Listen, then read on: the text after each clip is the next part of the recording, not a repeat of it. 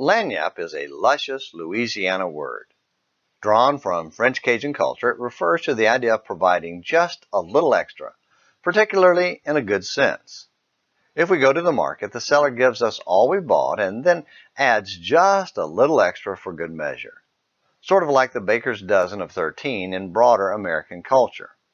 It's always good for business to provide one's customers a little more than expected, and we all appreciate being on the receiving end. So if we're that way, it stands to reason that God would feel the same way about our worship, doesn't it? After all, He is the greatest giver of all time. Life, forgiveness, and salvation, just to name a few, John 3:16. So wouldn't He like to be surprised with a little extra in our service? Something unexpected and innovative? Well, there are several problems with that kind of thinking.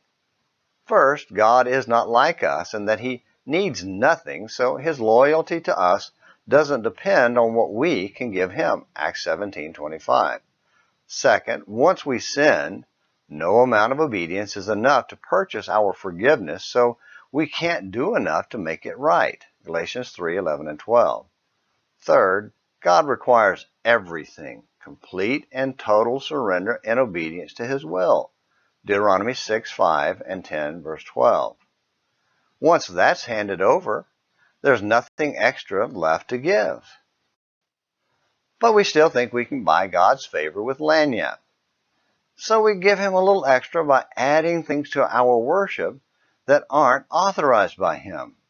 We think, I have talent in X, so I will do X for the Lord in the public worship and bring glory to God, even though God never asked for X.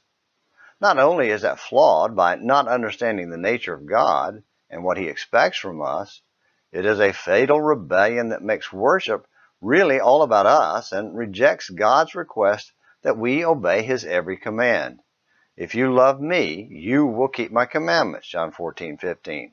If anyone loves me, he will keep my word. My Father will love him, and we will come to him and make our home with him, John 14, verse 23.